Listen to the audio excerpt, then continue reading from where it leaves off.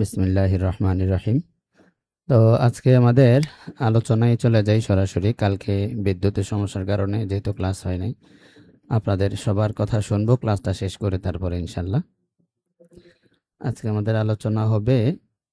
আমরা ইবারাতুন নসটাকে কিছুটা ক্লিয়ার করার চেষ্টা করেছিলাম যে মুতাকাল্লিম যেটা বলতে চান ওটাই ইবারাতুন নস, আর মুতাকাল্লিম যা বলতে চেয়েছেন তার পাশাপাশি আনুষঙ্গিক শব্দের অর্থ হিসাবে যা যা বুঝে আসে ওই সবগুলো হবে হলো আপনার ইবারাতুন নস তাবান। তাহলে ইবারাতুন নসই দুই রকম হবে, আসলাতান আর হলো তাবান, যেটা আমরা পূর্বে আলোচনা করেছিলাম। আজকের পর থেকে শুরু হবে ইনশাল্লাহ।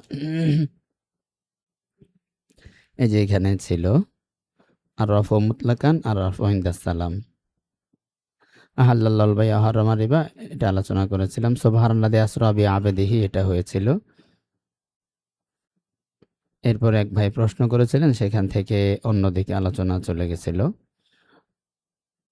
তো আমরা লাস্টে বলতেছিলাম হইল যে হানাফি বা মানে হাদিসের কিতাবগুলো আমরা যেভাবে দর্সে পড়ি বা পড়াই, সেখানে আমরা হাদিসগুলোকে ভাগ করে ফেলি, এবং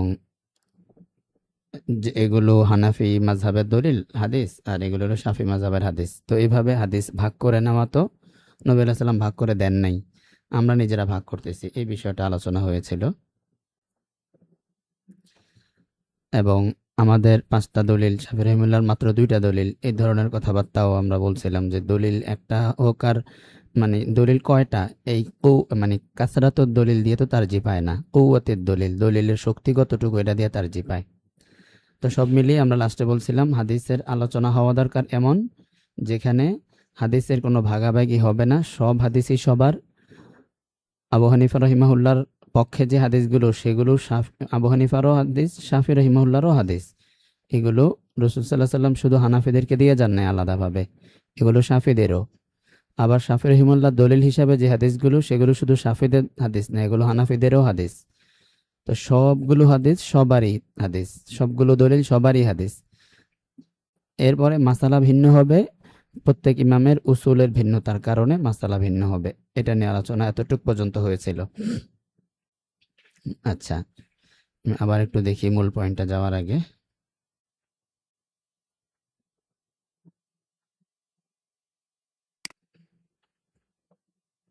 জি, রেকর্ডিং এর অ্যাক্সেস দেওয়া হলো।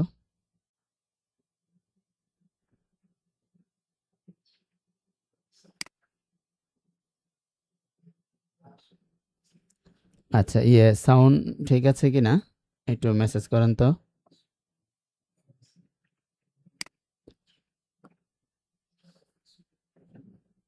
This meeting is being recorded. হ্যাঁ, সাউন্ড ঠিক আছে। আচ্ছা, ঠিক আছে।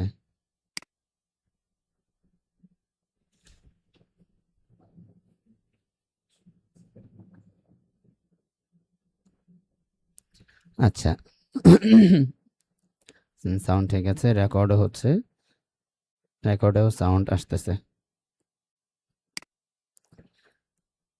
তো এখন তাহলে আজকে আলোচনা করব আমরা ইশারাতুন নস নিয়ে।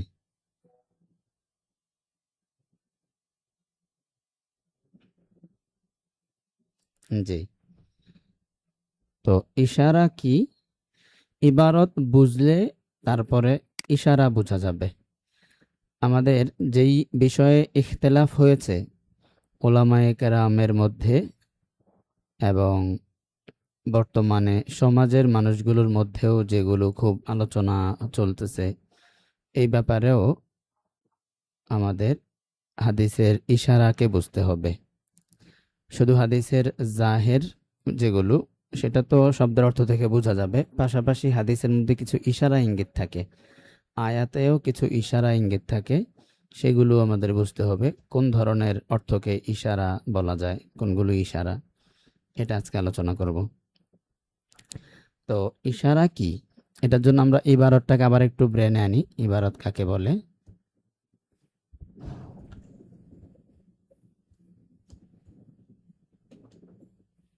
জি বলতেছি।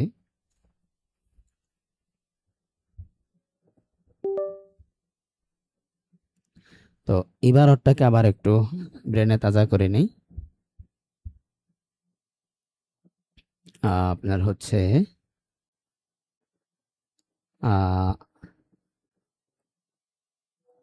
মনে করেন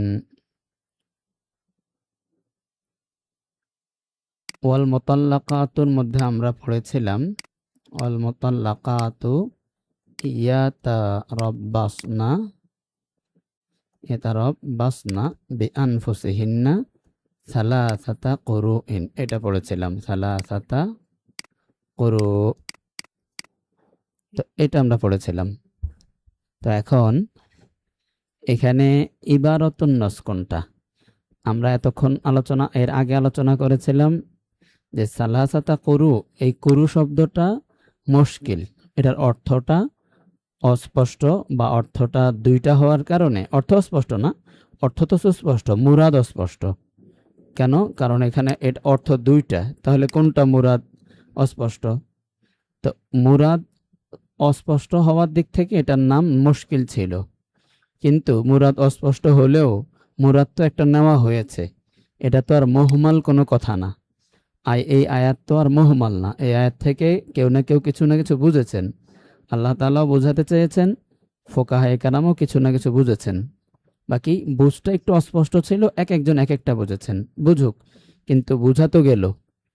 তো এখন ইবারাতুন নস, ইশারাতুন নস, ইক্তেজাউন নস, দালালাতুন নসের হিসাবে এটা কোন প্রকার, এটাও কিন্তু আমাদের এখানে বলতে হবে। যেমন আমরা একটা ইসিম মনে করেন, এটাকে আমরা একবার মুআরাব বললাম, এটার নাম কোন দিক থেকে? বি আখিরি হারাকাতিল কালিমা, কালিমা শেষের হারকাত, শেষের অবস্থা কি হবে সেই হিসাবে। বি আখিরিল কালিম, কালিমার শেষের অবস্থা নিয়ে এটাকে মুআরাব বলা হইলো, যে এটা শেষে তানবিনও হয়, জেরও হয়। হ্যাঁ, এই হিসাবে এটা মুআরাব। আচ্ছা, তাহলে মুআরাব আপনি এই হিসাবে মুআরাব হলো। আবার একই ইসিমকে কিন্তু আমরা এটাকে মারেফাও বলতে পারি। কোন দিক থেকে? এটা বি এতেবারেন, কোনো এক এতেবারে এটাকে মারেফাও বলা যায়, আবার এটাকে মুজাক্কারও বলা যায়। কি হিসাবে? বি এতেবারেন, কোনো এক এতেবারে, কোনো এক দিকে লক্ষ্য করে।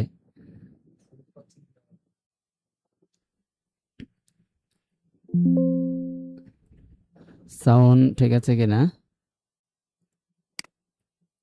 হ্যাঁ, সাউন্ড ঠিক আছে। সাউন্ড কি শোনা যাচ্ছে না?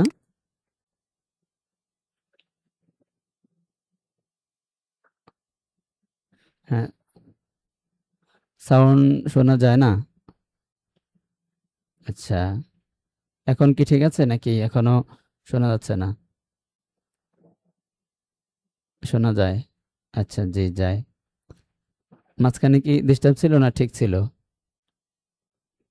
আচ্ছা, জি ঠিক আছে, আচ্ছা ঠিক আছে, ওকে। আচ্ছা, তো সাউন্ড, হ্যাঁ ঠিক আছে, অসুবিধা নেই। এটা কোত্থেকে সাউন্ড নিতেছে? হ্যাঁ, এখান থেকেই নিতেছে, সমস্যা নেই। তারপর একটু দেখি ট্রাই করে। মাইক্রোফোন,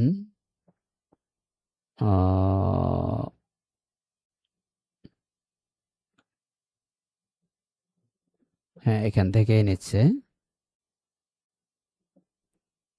সিলেক্ট স্পিকার, আচ্ছা স্পিকারটা ঠিক আছে। হ্যাঁ হ্যাঁ, আচ্ছা সাউন্ড আশা করি ডিস্টার্ব হবে না।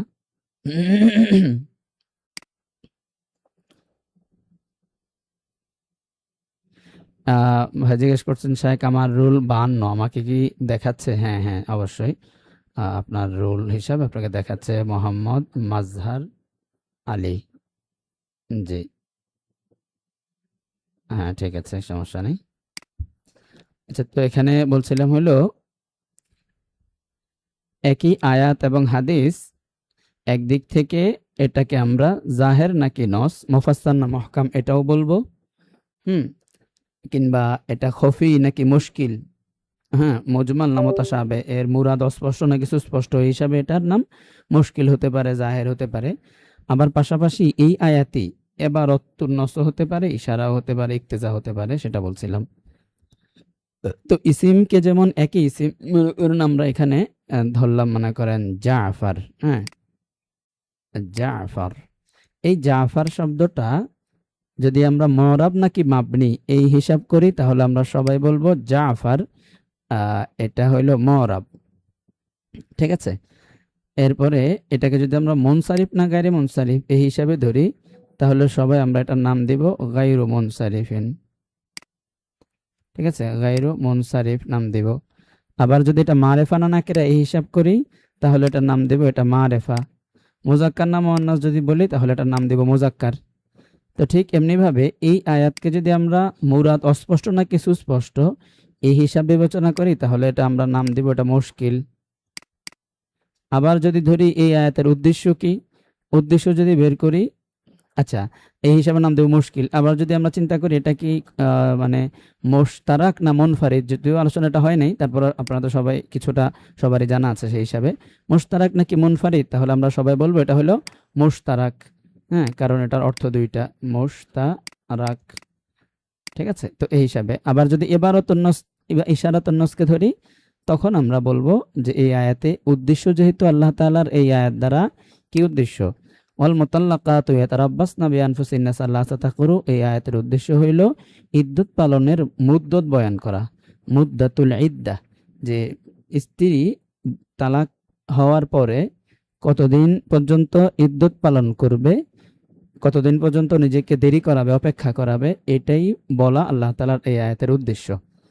কিন্তু এমন শব্দ দিয়ে আল্লাহ তাআলা বলছেন যে এই শব্দের মধ্যে তার উদ্দেশ্যটাই এখানে অস্পষ্ট, উদ্দেশ্যটা নিয়েই ইখতিলাফ হয়ে গেছে। এখন কথা হইলো, উদ্দেশ্য নিয়ে ইখতিলাফ হয়ে গেল, উদ্দেশ্যটা একটু ভালো করে বলতে পারলেন না? এরকম কথা হয় না যে কি ভাই কি বললেন, আপনার কোনটা উদ্দেশ্য বুঝলামই না তো কিছু। তো এটা মানুষের ক্ষেত্রে ঠিক আছে যে ভাই বুঝলাম না তো বুঝায় বলেন, কিন্তু আয়াতের ক্ষেত্রে এরকম অস্পষ্ট রাখাটাও রহমত। ফি ইখতিলাফিল উলামা রহমাতুন, এটা একটা মানে মাকুলা আর কি। অফি ইখতিলাফ ইল উলামা রহমাতুন, আল্লাহ তাআলা চাইলে এখানে স্পষ্ট বলতে পারতেন।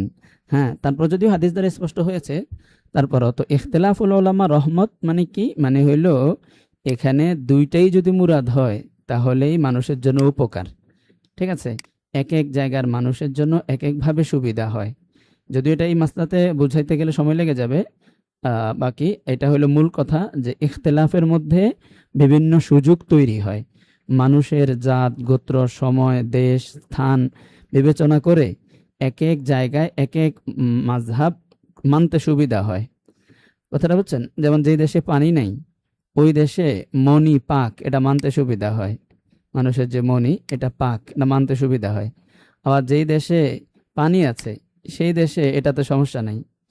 আবার ওই যে কুকুরে বা কাপড়ে ময়লা লেগেছে, এখন 7 বার ধুইবে না একবার ধুইবে, তো যে দেশে পানি নেই সেখানে একবারের কথা বললে ভালো হয়, যেখানে পানির অভাব নেই সেখানে 7 বার হলে সমস্যা নেই।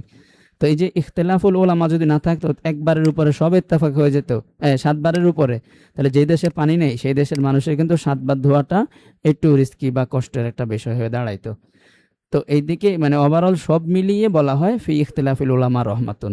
ঠিক আছে, তো যাই হোক, তাহলে এখানে আল্লাহ তাআলার উদ্দেশ্যের দিকে যদি আমরা তাকাই, তাহলে তার উদ্দেশ্য হলো এটাই, এই কুরু বয়ান দেওয়া। 3 কুরু পর্যন্ত অপেক্ষা করবে, অপেক্ষা কতদিন করবে সেটারই বয়ান দেওয়া আল্লাহ তাআলার উদ্দেশ্য। এই জন্য আমরা এটা ইবারাতুন নস বলবো। আর যদি এর মুরাদ অস্পষ্ট তাকাই, তাহলে এই আয়াতটাকে আমরা মুশকিল বলবো। যদি এটার অর্থ দুইটার দিকে তাকাই, তাহলে এটাকে মুশতারাক বলবো। শব্দের দিকে তাকায় অর্থ দুইটা মুশতারাক, এই শব্দটার মুরাদ অস্পষ্ট এই জন্য এটা মুশকিল, আবার এটাই উদ্দেশ্য এই জন্য এটা ইবারাতুন নস। ঠিক আছে, এটাই উদ্দেশ্য এই জন্য এটা ইবারাতুন নস। তাহলে একই জিনিস, ইবারাতুন নস হইলো মুশকিল হইলো মুশতারাক হইলো। আচ্ছা, তো ইবারাতুন নস তো হইলো যেটা উদ্দেশ্য সেটা, এখন এখানে উদ্দেশ্য তো দুইটা হয়ে গেল, তো দুইটাই ইবারাতুন নস, সমস্যা নাই। হ্যাঁ, উদ্দেশ্য আমরা বলি হায়েজ হইলো উদ্দেশ্য, আমাদের মতে হায়েজ এটা ইবারাতুন নস কারণ এটা উদ্দেশ্য। শাফিঈ রাহিমাহুল্লাহ বলেন তুহুর হইলো ইবারাতুন নস কারণ এই তুহুর হইলো উদ্দেশ্য। তো যার মতে যেটাই উদ্দেশ্য তার মতে সেটাই ইবারাতুন নস। ঠিক আছে, তাহলে ইবারাতুন নস গেল। এতটুকু আমি বুঝাইতে পারলাম কিনা একটু শুনি, পরে আমি ইশারার দিকে যাইতেছি।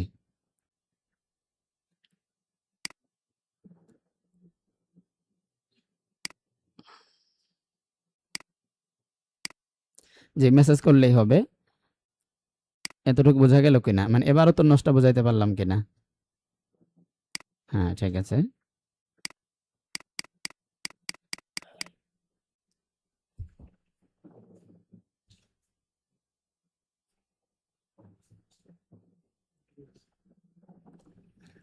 আচ্ছা, তো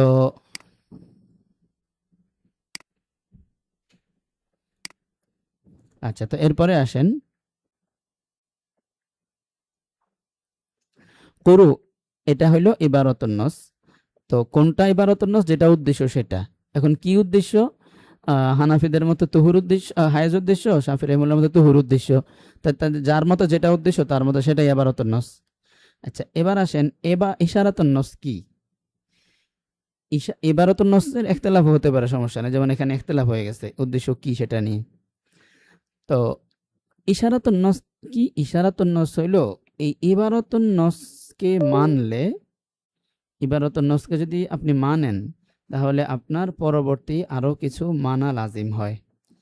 ঠিক আছে, এটাকে বলা হয় পরবর্তী পরবর্তী লাজিমি যে অর্থগুলো আসবে, পরবর্তীতে যে কথাগুলো মানা লাজিম হবে, সেগুলোর নাম হবে ইশারাতুন নস। তাহলে এই নারীরা অপেক্ষা করবে 3 হায়েজ পর্যন্ত, হানাফিদের মত যদি ধরি প্রথমে, তাহলে 3 হায়েজ পর্যন্ত যদি অপেক্ষা করা লাগে, অপেক্ষা করতে হবে, এটা যদি আমরা মানি, এটা তো ইবারতুন নস, এটা যদি মানি, তাহলে বলেন তো, এই নারী যদি কি করে, এই নারী যদি দ্বিতীয় হায়েজে, দ্বিতীয় হায়েজের পরে যে তুহুর আসছে, হ্যাঁ, এই তুহুরের মধ্যে, দ্বিতীয় হায়েজের পরে যে তুহুর, এই তুহুরের মধ্যে যদি কোনো নারী বিয়ে করে, বিয়ে বসে যায়, তাহলে এই বিয়ে কি হবে নাকি হবে না? মেসেজ দেন তো। জি।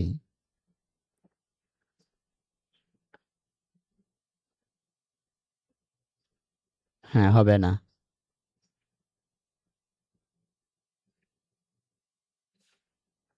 হবে না, হ্যাঁ, ঠিক আছে। কারণ 3 হায়েজ পর্যন্ত তো অপেক্ষা করতে হবে বিয়ের জন্য। এখন তো 2 হায়েজ শেষ করেই সে বিয়ে বসে গেছে, তাইলে এই বিয়ে হবে না। আচ্ছা, হ্যাঁ, হবে না। আচ্ছা, বিয়ে তো হবে না, তাহলে এই যে দ্বিতীয় হায়েজে বিয়ে বসে গেলে যে বিয়ে হবে না, এটা কি এই এবারতের আয়াতের অর্থ? হ্যাঁ বা না কোন তো? দ্বিতীয় হায়েজে বিয়ে বসে গেলে বিয়েটা বাতিল হয়ে যাবে, এটা কি আয়াতের অর্থ কিনা? হ্যাঁ নাকি না? না। আচ্ছা, না। একজন বলছেন না, আর কেউ করবেন না? হ্যাঁ, না। তারপরে না। একজন বলতেছেন বোঝা তো যায়, বোঝা যায়, ঠিক আছে, অর্থ তো আর না, শাব্দিক অর্থ বা এটা তো অর্থ কিনা? হ্যাঁ, অর্থ না, অর্থ না। আচ্ছা, অর্থ না, ঠিক আছে। তাহলে এটা, হ্যাঁ, এটা অর্থ না, হ্যাঁ, ঠিক আছে। তো এখন এটা তাহলে কি বলবো আমরা এটাকে? এটা আমাদের হয়ে যাবে,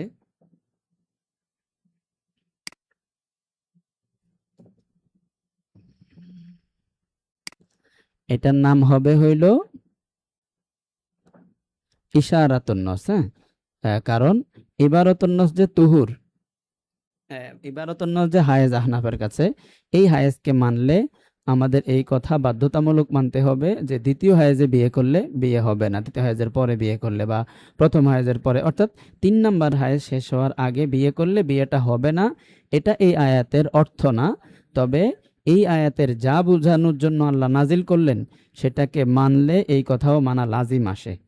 তো এইরকম ইবারতুন নসের পরবর্তী লাজিমি যত কিছু আসবে, সেগুলোর নাম হবে ইশারাতুন নস। তাহলে দ্বিতীয় হায়েজে যে বিয়ে হচ্ছে না,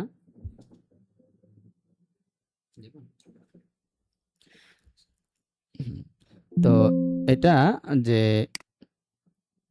একটু ওয়েট, তো এটা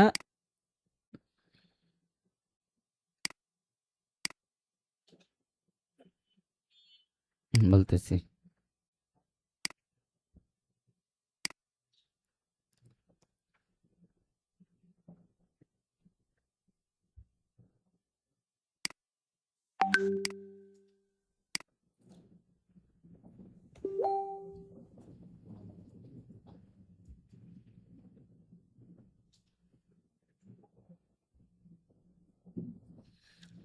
আচ্ছা, তো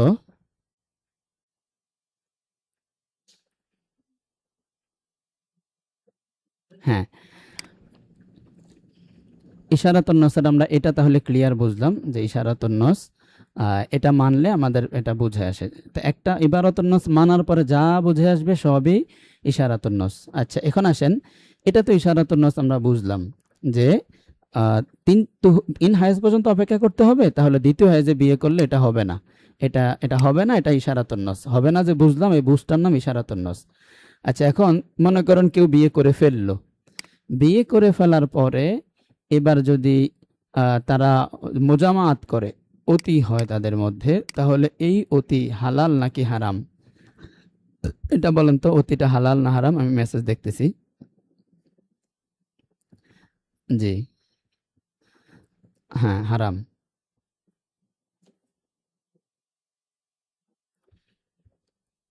তো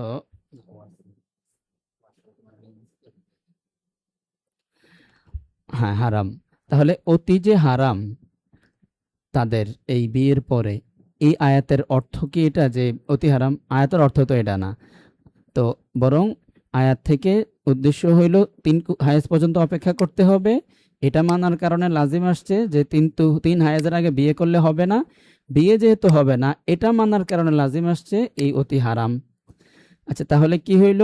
এটার থেকে লাজিম আসলো এটা, এটার কারণে এই বিয়ে হারাম, এটা লাজিম আসার কারণে অতি নাজায়েজ, অতিটা হারাম লাজিম আসছে।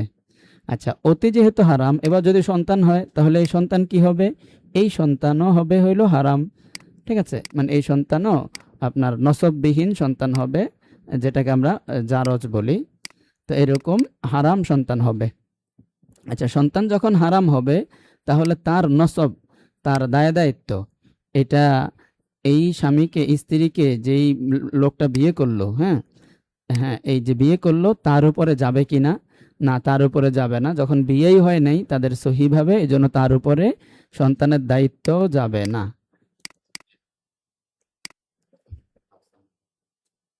তো সন্তানের দায়িত্বও যাবে না। তো এখন দেখেন, শুধু 3 হায়েজ পর্যন্ত অপেক্ষা করুন, আয়াত এটা বোঝাচ্ছে আমাদেরকে। এটা যখন আমরা মানছি, সাথে কিন্তু আমাদের দেখেন মানতে মানতে সেই কোন পর্যন্ত সিরিয়ালে চলে গেছে, শেষ পর্যন্ত মানে সন্তান পর্যন্ত আমরা সাউন্ড মাঝে মধ্যে ছেড়ে দেয়। আচ্ছা, তো আমরা কিন্তু অনেক নিচ পর্যন্ত যেতে পারতেছি, মানে অনেক দূর পর্যন্ত চলে যেতে পারতেছি। এই যে প্রথম বুঝটা হইলো ইবারাতুন নস, এরপরে যা বুঝতেছি এগুলো সব ইশারাতুন নস। সন্তান কার হবে? তো এখানে সন্তান কারো হবে না, এটা আল ওয়ালাদু লিল ফিরাশ। যদি বিয়ে সঠিক হইতো তাহলে সন্তান ওই বাবার, ওই স্বামীর হতো। যেহেতু বিয়ে সঠিক না, এই জন্য সন্তান এটা, যেটাকে জারজ বলে, নসবহীন সন্তান হবে। আচ্ছা, তো এখন বুঝাইতে চাচ্ছিলাম এটা যে দেখেন, ইবারাতুন নস থেকে লাজিমান প্রথমে যা বুঝে আসবে সেটাও ইশারা, ওই ইশারার থেকে আবার যেটা লাজিমান বুঝে আসবে সেটাও ইশারা, তার থেকে আবার লাজিমান যা বুঝে আসবে সেটাও ইশারা, মানে আস্তে আস্তে ইশারার সিরিয়াল হবে, সামনের দিকে সব ইশারা হবে। এরপরে আসেন হইল ইমামে শাফি রহিমউল্লাহর তুহুরের কথা আসেন। তুহুরে, যেই তুহুরে তালাক দিল, সেই তুহুর তো প্রথম তুহুর। তারপরে আসছে হইল কোথায়, হ্যাঁ দেখাতেছি, প্রথম তুহুর, এটা তো 1 নম্বর তুহুর গেল যেটাতে তালাক দিল। এরপরে হায়েজ আসলো, 2 নম্বর তুহুর আসলো, হায়েজ আসলো, 3 নম্বর তুহুর আসলো, হায়েজ আসলো, 4 নম্বর তুহুর আসলো। এখন আমরা আছি কোন জায়গায়? আমরা বলছিলাম দ্বিতীয় হায়েজে। তার মানে এই 1 হায়েজ, এই দ্বিতীয় হায়েজের পরে যে তুহুর। ঠিক আছে, তাহলে 1 2 3। আচ্ছা, এই তুহুরের উপরে ধরি, হ্যাঁ, 1 হায়েজ, 2 হায়েজ, 3 হায়েজ। আহনাফ তো 3 হায়েজের কথা বলে। ধরেন বিবাহটা হয়েছে দ্বিতীয় হায়েজে, না তৃতীয় হায়েজে, তৃতীয়, হ্যাঁ তৃতীয় হায়েজে। তো তৃতীয় হায়েজের পরে তুহুর না, বরং তৃতীয় হায়েজেই বিয়েটা হইলো, কারণ হায়েজে বিয়ে হইতে তার সমস্যা নেই, তালাকে না হায়েজে দেওয়া নিষেধ, বিয়ে করা নিষেধ না।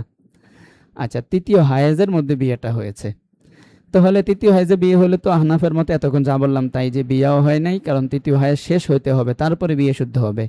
এখন তৃতীয় হায়েজ অবস্থায় আছে, তো এই জন্য বিয়ে হয় নাই। আহনাফের মতে বিয়ে হয় নাই, অতিও সহি হয় নাই, সন্তানও হারাম হয়েছে, বাবার উপরে দায়িত্বও থাকবে না, সে নসবহীন সন্তান হবে, সরকারের উপরে দায়িত্ব। আচ্ছা, তো এখন শাফি রহিমুল্লাহর বিবেচনা আসেন এবার। শাফি রহিমুল্লাহ কি বলছিলেন? উনি বুঝছেন এই আয়াতে আল্লাহ তাআলার উদ্দেশ্য হলো তুহুর বোঝানো, তাহলে এবারতুন নস ওনার কাছে হলো তুহুরটা, তুহুর, 3 তুহুর পর্যন্ত অপেক্ষা করতে হবে, এটাই ইবারতুন নস। আচ্ছা, যদি ওনার কাছে এটাই ইবারতুন নস হয়, এটাকে যদি আমরা মানি, তাহলে এটাকে মানলে এবার কি লাজিম আসে? তৃতীয় যে হায়েজ, এই হায়েজে যদি এই স্ত্রী কারোর সাথে বিয়ে বসে যায়, তাহলে কি সহি হবে নাকি হবে না? শাফি রহিমুল্লাহর মত অনুযায়ী মেসেজ করেন হ্যাঁ না, সবাই একটু করেন মেসেজ। আবার বলি, তুহুর অনুযায়ী শাফি রহিমুল্লাহ তো বলছেন তুহুর, আল্লাহ তাআলার উদ্দেশ্য ইবারতুন নাস, এখানে তুহুর, 3 তুহুর দেরি করবে।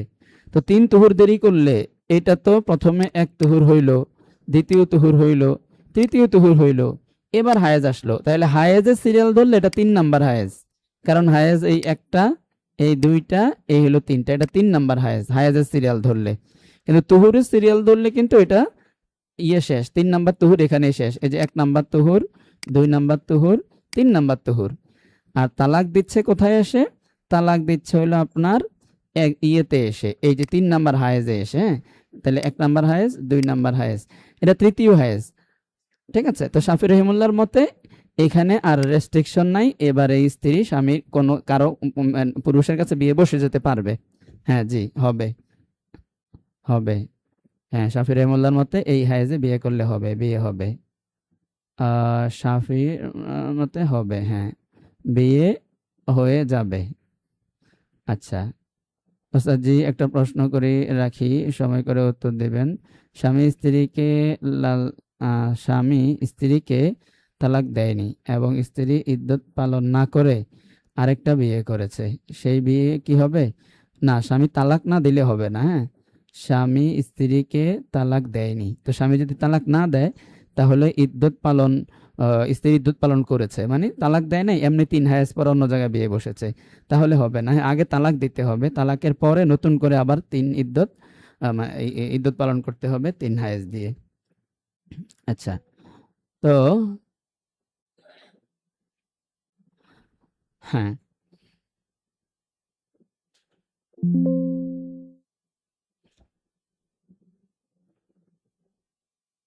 তাহলে আমরা এবার বুঝলাম যে ইশারাতুন নস বলতেছিলাম, যে ইশারাতুন নস দেখেন মানে যাইতে যাইতে কত দূর পর্যন্ত যায়, হ্যাঁ, ইশারাতুন নসটা। তাহলে কুরু, এটা থেকে আহ কোন জায়গায় বললাম? আচ্ছা, যাই হোক, এখানেই বলি, সমস্যা নেই। হ্যাঁ, তাহলে কুরু থেকে আমরা এটা বুঝলাম শাফি রহিমুল্লাহর মতে কি হয় আর আহনাফের মতে কি হয়, তৃতীয় তালাকের মধ্যে এই কাহিনী ঘটে। আচ্ছা, ইশারাতুন নস স্পষ্ট হইলো আশা করি। ইশারাতুন নস সব সময় কি হবে? ইবারাতুন নস মানলে পরবর্তীতে যা মানতে হয় সেটাই ইশারাতুন নস হবে। এবার আমি আপনাদেরকে একটা উদাহরণ দেই, আপনারা বললেন এটা কি ইবারত নাকি ইশারা, দুইটাকে মিলায় একটা উদাহরণ। দেখেন, আপনার হইল না, এই যেটা দেখেন, সামানুল কালবি, নবী আলাইহিস সালাম কুকুরের বিজনেস নিয়ে বলছিলেন, সামানুল কালবি খবিসুন, খবিসুন, যে কুকুরের ব্যবসা করে যে সামান, কুকুরের যে মূল্য আসে, সেটা খবিসুন, সেটা ভালো না। আচ্ছা, তাহলে এখানে নবী আলাইহিস সালামের উদ্দেশ্য হইল এই ব্যবসা উত্তম না, হ্যাঁ, এটা বলা। এখন এই কালবের ব্যবসাটা কেউ যদি কুকুর বিক্রি করে, তাহলে সহি হবে কিনা, এটা কি এই হাদিস থেকে কি বোঝা যায়? সহি হবে নাকি সহি হবে না? বলেন তো মেসেজে হ্যাঁ বা না বললে হবে, সহি হবে নাকি হবে না?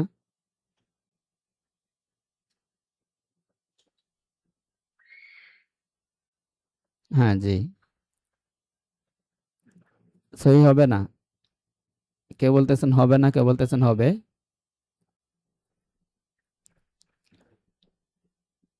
হ্যাঁ জি। সহি হবে? হবে না? হবে নাকি হবে না, দুইটাই বলতেছেন দেখা যায়।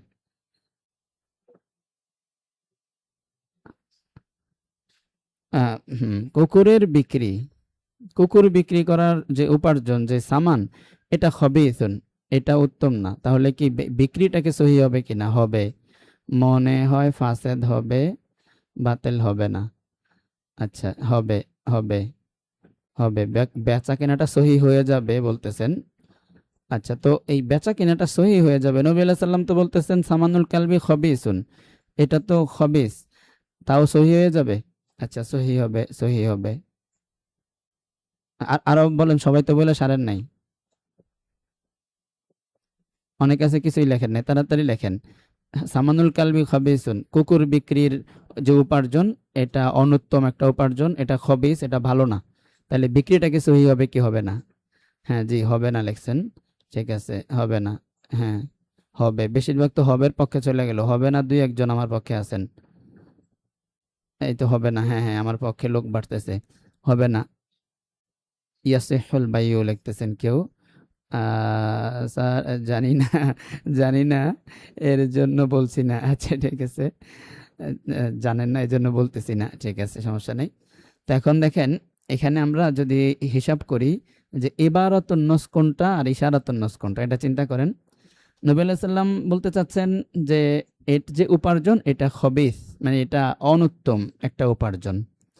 আচ্ছা, এটা হলো ইবারাতুন নস, এটা অনুত্তম, এটার প্রতি নিন্দা জ্ঞাপন করেছেন, এটার প্রতি নিরুৎসাহিত করেছেন আমাদেরকে এই বিজনেসটা থেকে। হ্যাঁ, ঠিক আছে। বেচা কেনা সহি, কমেন্টটা বা আচ্ছা, হ্যাঁ ঠিক আছে। তো নবী আলাইহিস সালামের উদ্দেশ্য যদি হিসাব করি, তাহলে এটা হলো এটার থেকে আমাদের নিরুৎসাহিত করেছেন যে এই বিজনেসটা করো না, বা এই বিজনেসের উপার্জনটা তেমন ভালো উপার্জন না। এটাকে যদি আমরা মানি, এটা যদি এবার অতন্নস, এখন এটাকে মানলে আমাদের এবার লাজিম হয় কি জানেন?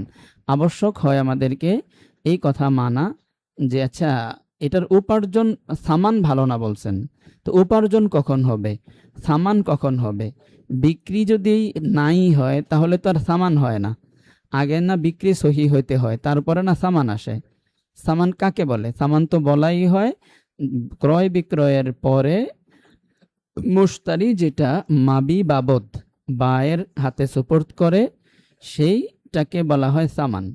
মুশতারি যেটা মাবিকে দেয়, যেটা বায়েরকে দেয়, মাবি বাবদ, মাবির মালিকানা বাবদ বায়ের হাতে যেই পণ্য বা মূল্য দিবে, সেটার নাম হইল সামান। তাহলে ক্রয়ই হয় নাই, বিক্রয় হয়ই নাই। এমনিতে যদি কেউ কাউকে টাকা দেয়, এটাকে সামান বলে না, এটাকে বলে হাদিয়া। এটাকে হাদিয়া বলে। এখন কি মুশতারি বায়কে কি কোনো হাদিয়া দিল? নবী আলাইহিস সাল্লাম কি কালবের হাদিয়া খবিজ বলতেছেন, নাকি সামান খবিজ বলতেছেন? যদি হাদিয়া বলেন, যে নবী আলাইহিস সাল্লাম বলছেন কালবের হাদিয়া খবিজ, তাহলে মুশতারি যেটা দিচ্ছে এটা হাদিয়া হবে কখন, সামান হবে কখন? এটা যদি বিক্রি না হয়, বিক্রি সহি না হয়, তাহলে হবে মুশতারি বায়কে হাদিয়া দিচ্ছে, কারণ বিক্রি তো সহি হয় নাই, তাহলে কি দিল এটা? আর সামান তখনই বলা যাবে যখন বিক্রয় সহি। তো নবী আলাইহিস সাল্লামের এই কথা, এর সামানটা উত্তম না, এই সামান কথাটাকে সহি মানতে গেলে, মানে যা বলেছেন সেটাকে সহি মানতে গেলে আমাদের একটা আরেকটা কথাকে মানা লাজিম হয়। সেটা হইল কি, মানে সহি মানতে গেলে বলতে সামানুল কালবি খবিসুন তো সহি, বাকি এই কথাটাকে মানলে আমাদের পরবর্তীতে আরেকটা কথা মানতে হয়, সেটা হলো বায়াটা সহি হয়ে গেছে। এই জন্যই সামান শব্দ ব্যবহার করেছেন। ঠিক আছে? তাহলে এটা হলো ইশারাতুন নস। সিহাতুল বায়, এটা হলো ইশারাতুন নস। সামানটা খবিস, সামানটা উত্তম কোন উপার্জন না, এটা তো ইবারাতুন নস। এটাই তো নবী আলাইহিস সালাম বলছেন।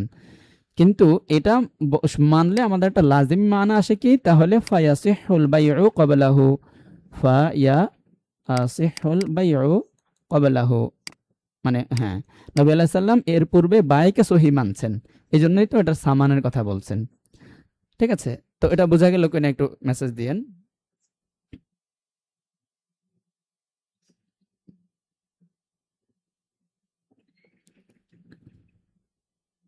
হ্যাঁ, জি। আচ্ছা, তো আমি আপনাদেরকে একটা বলি, অনেকেই আমাদেরকে মেসেজ করতেছিলেন, হ্যাঁ? ক্লাসের মাঝখান দিয়েই বলে ফেলি, পরে আবার সময় হবে না।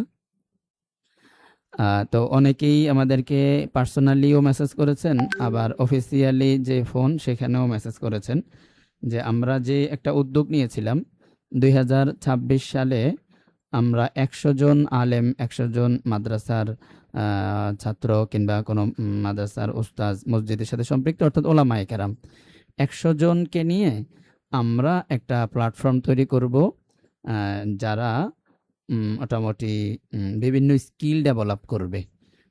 স্কিলের মধ্যে বর্তমানে সবথেকে বেশি জনপ্রিয় কিংবা বেশি মানে যেটার ডিমান্ড বেশি আরকি, এই ডিমান্ডের দিকে তাকাইলে সবচেয়ে ডিমান্ডেবল যে স্কিলটা বর্তমানে, এটা কয়েকটা ধরা যায়।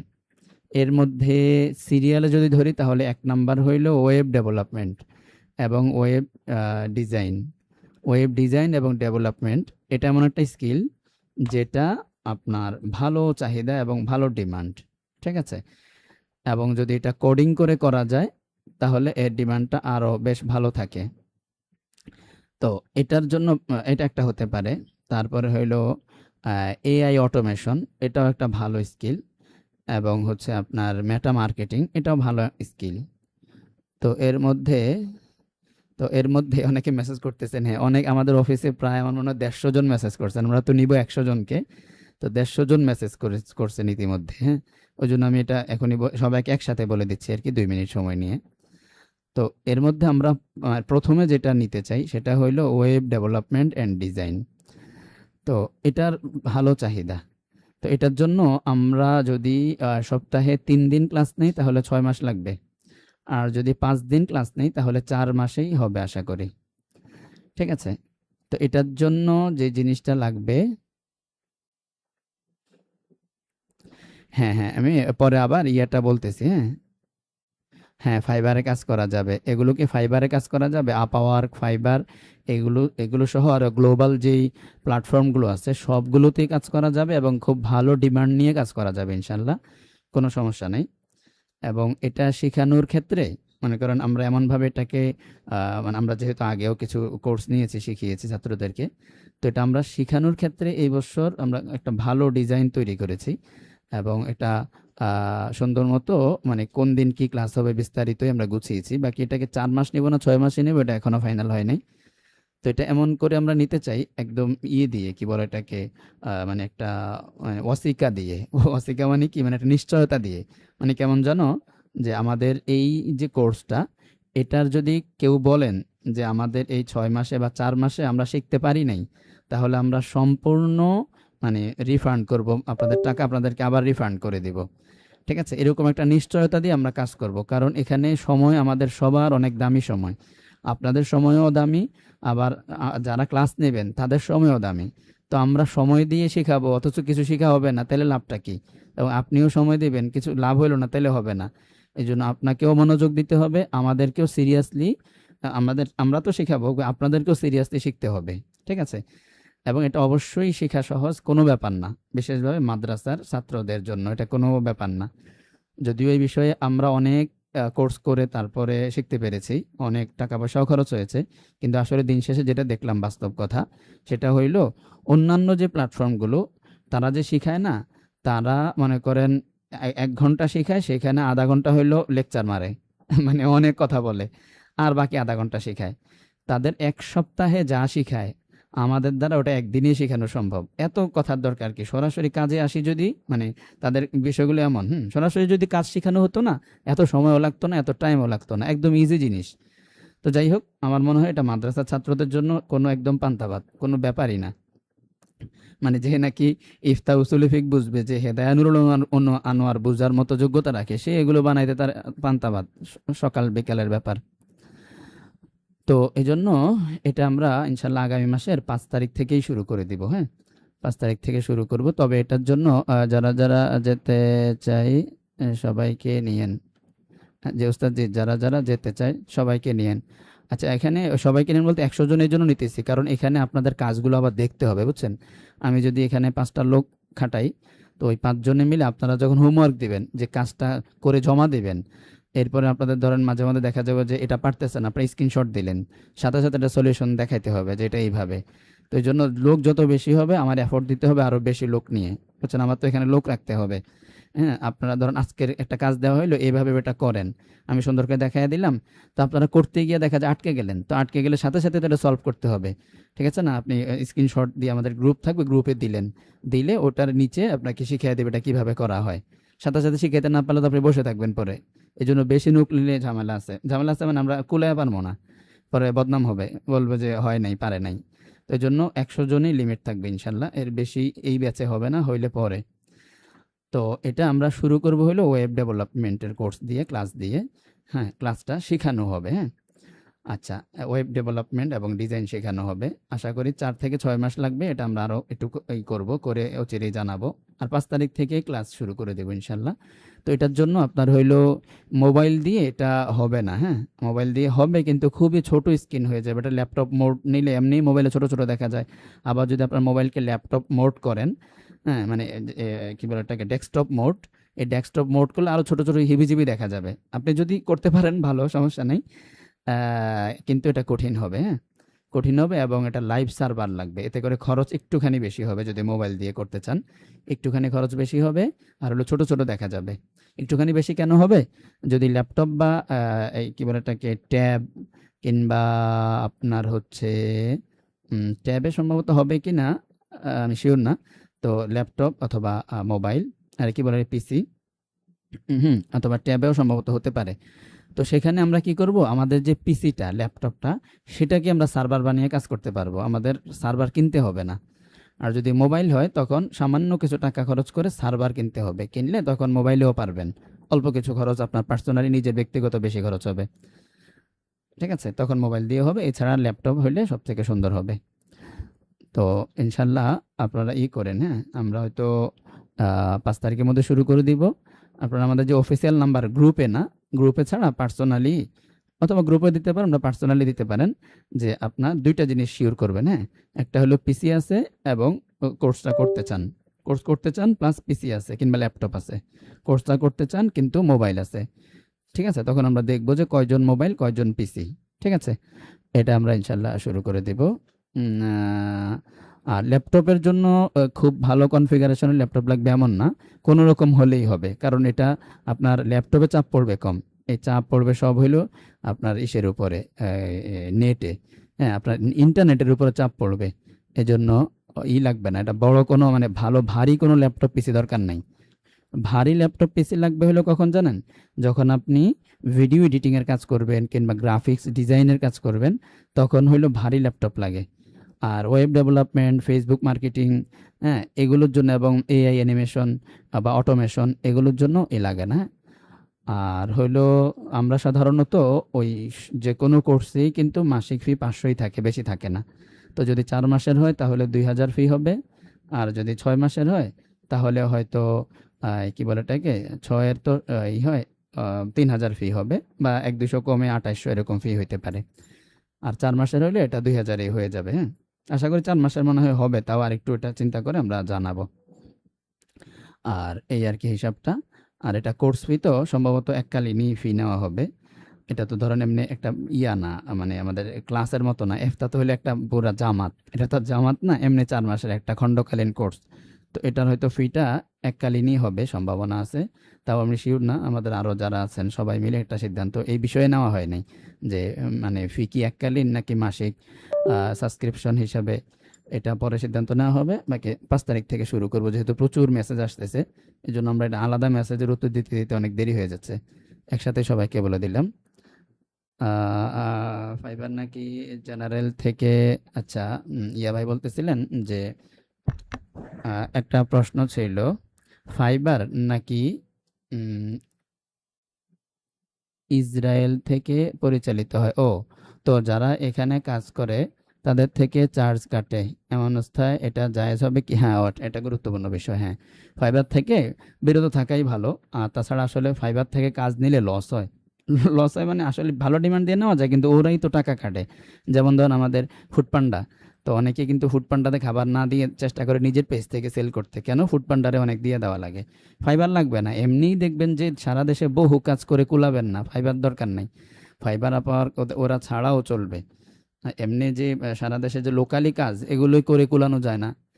তারপর হলো আপনার ধরেন আপনি শেখার পরে নিজে ধরেন ৮-১০টা ওয়েব বানিয়ে সেটা কিন্তু সেল করা যায়। প্রত্যেকটা প্রতিষ্ঠান কিন্তু এখন ওয়েবসাইট চায়, খোঁজে, এবং অনেক উদ্যোক্তা, হাজার হাজার উদ্যোক্তা নতুন করে তৈরি হচ্ছে। তো এদের কাজ করে এমনি শেষ করা যাবে না। আচ্ছা, যাই হোক, তো এটা মাঝখান দিয়ে বলে ফেললাম হইলো কিসের থেকে, ও একজন মেসেজ করছিলেন যে এটা কবে শুরু হবে, এই জন্য বলে ফেললাম যে ভাই এটা ইনশাল্লাহ একেবারে ৫ তারিখ থেকে আমরা শুরু করব।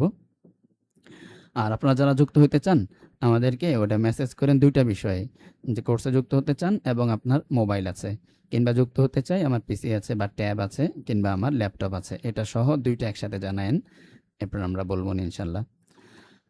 আচ্ছা, এবার আসেন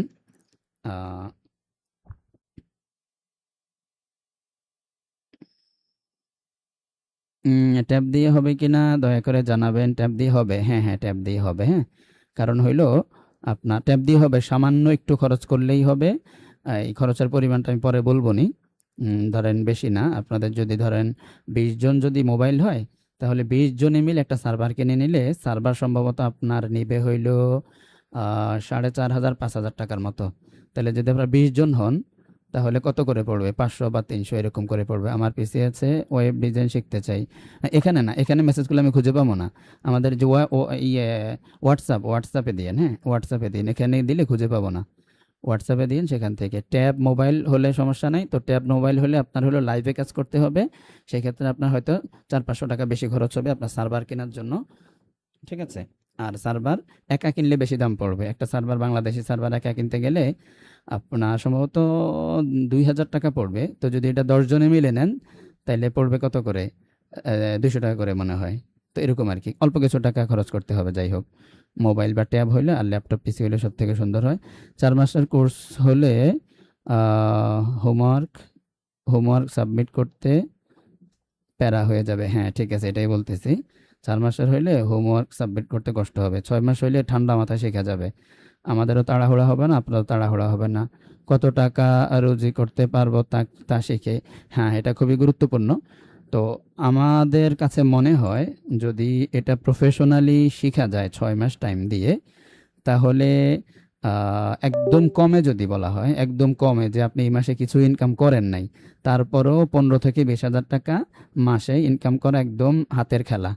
আর যদি এটাতে শ্রম দিয়ে একদম এটা এটা নিয়ে আপনি প্রফেশনাল হয়ে যান, এটা নিয়ে কাজে নেমে যান সব বাদ দিয়ে, তাহলে আমি বলবো ১.৫ লাখ থেকে ২ লাখ টাকা এটার থেকে আর্ন করা একদম পসিবল, এটা কোনো সমস্যাই না যদি এটা নিয়ে নেমে যান। আর যদি না আমি মাদ্রাসা আছি, খেদমতে মসজিদ আছে, আমি পাশাপাশি করব, জাস্ট দিনে ১-২ ঘন্টা ৫ ঘন্টা বা যখন কাজ পাই করব, ঠিক আছে? তো আমরা আপনাকে অ্যাড রান করে দিব, কাজ এনে দিব। কাজ এনে দিব বলতে কাজের জন্য তো অ্যাড রান করলে আপনিও পাবেন, আমরাও পাবো। আমরা অ্যাড রানটা পরের কোর্সে শেখাবো। হ্যাঁ, আপাতত প্রথমে ওয়েব ডেভেলপমেন্ট এবং ডিজাইনটা শেখাবো। তো আপনার যেই পেজ পরিচিতি ইত্যাদির মাধ্যমে আপনি নিজেও অ্যাড রান করতে পারেন, আমরাও প্রয়োজনে করে দিলাম আপনাকে। অ্যাড রান করে প্রত্যেক মাসে যদি আপনি ৩টা অর্ডারও পান, হ্যাঁ ৩টা অর্ডার পাইলে সেখান থেকে দেখা যাবে যে ৫,০০০ করে নিলে ১৫,০০০, ঠিক আছে না?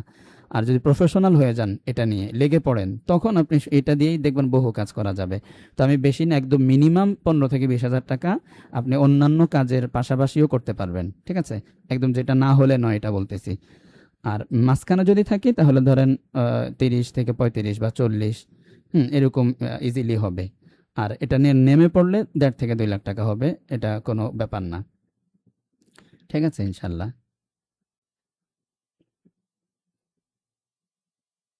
আচ্ছা, তো এখন হইলো আমরা শেষ কথা যাই, যে ইবারত আর ইশারা, এটাকে আমরা আজকে ক্লিয়ার করার চেষ্টা করলাম। ইবারত আর ইশারা, ইশারার আরেকটা উদাহরণ দিই সহজ হওয়ার জন্য। আপনারা এবার বললেন তো বুঝছেন কিনা। ইবারত এবং ইশারা, হ্যাঁ এই দেখেন,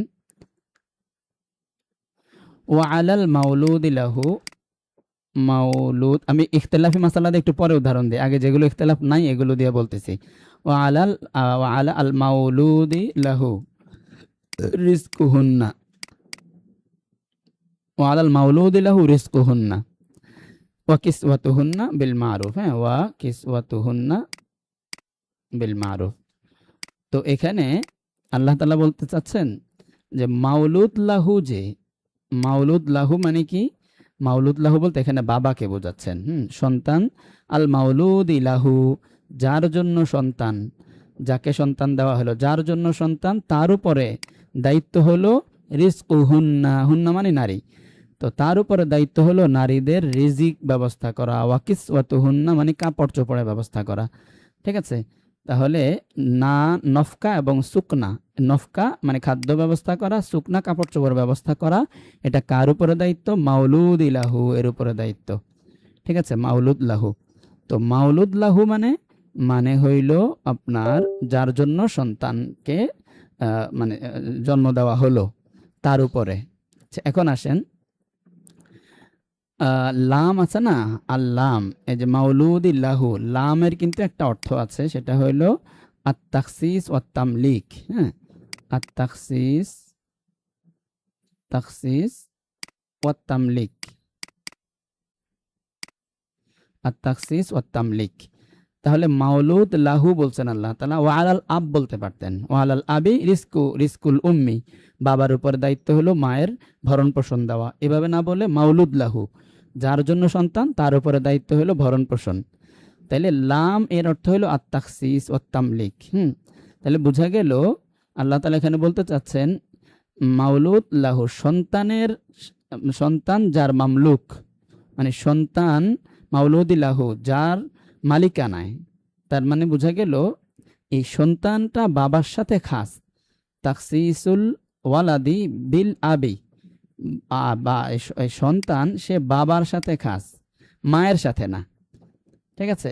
ওয়া আলাল মাউলুদি লাহু, তো তো মাউলুদ লাহুর উপরে রিজকুহুন্না, স্ত্রীর ভরণ পোষণ। তাহলে বোঝা গেল সন্তান সম্পর্ক হবে, সন্তান খাস হবে কার সাথে? বাবার সাথে, মাউলুদ লাহুর সাথে, বাবার সাথে। এই বাবার সাথে সন্তান খাস, এটা হইল এই লামের অর্থ। যেমন মনে করেন আমি বলতেছি যে আল কলামু, আল কলামু কলমটি, লি, আল কলামু লি, বা হাদাল কলামু, হাদাল কলামু লি, অর্থ কি? এই কলমটি লি আমার, এই কলমটি আমার। তার লাম এসে কি বুঝাচ্ছে? মানে এই কলমটির সম্পর্ক আমার সাথে, এই কলমটি আমার সাথে খাস, এই কলমটি আমার সাথে খাস, এটা অন্য কারো না। আর এখানে বোঝাচ্ছে কি? সন্তান বাবার সাথে খাস, অন্য কারো না। সন্তানের সাথে বাবা খাস বা বাবার সাথে সন্তান খাস, একই কথা। আমার সাথে কলমটি খাস, কলমের সাথে আমি খাস, মানে আমার মালিকানায় আর কি কলমটি। তো এরকম। তা এখন যেহেতু সন্তান সম্পর্ক বাবার সাথে, মায়ের সাথে না, এটা তো লামেই বোঝাচ্ছে। তাহলে এই সন্তানের সম্পর্কে যে বাবার সাথে, এটা কি এবারত নাকি ইশারা? দেখি বলতে পারেন কিনা। এটা কি শব্দ থেকেই বুঝে আসতেছে, নাকি শব্দে যা বলতেছে সেটা মানার কারণে পরবর্তীতে লাজিমান বুঝে আসতেছে? ইশারা নাকি এটা ইবারত? একটু লিখে দেন, ইবারত নাকি ইশারা?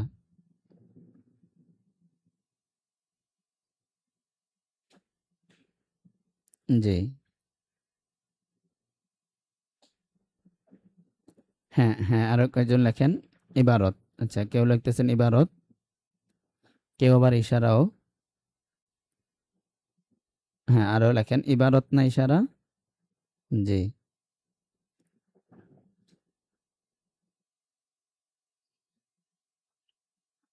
হুম, আচ্ছা। দুইটাই লিখতেছেন দেখা যায়, একটা লেখেন।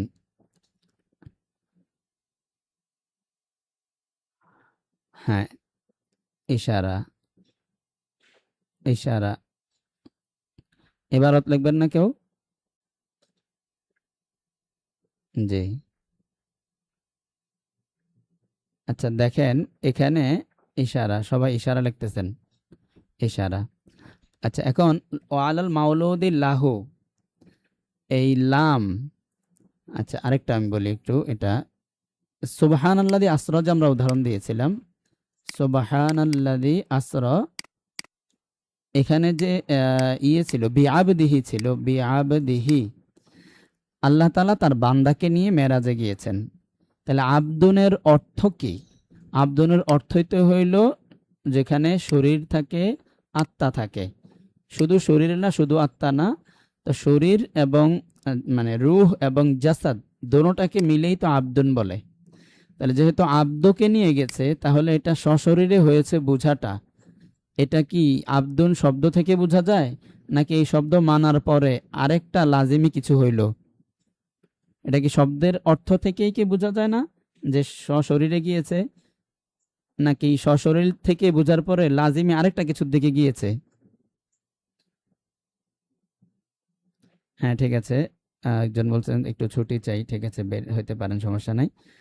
হ্যাঁ, স্পষ্ট হয় নাই। আচ্ছা, আমি বলতেছি যে বিআবদিহি সুবহানাল্লাযী আসরা বিআবদিহি, আল্লাহ তাআলা তার বান্দাকে মসজিদে হারাম থেকে মসজিদে আকসার দিকে নিয়ে গেছেন।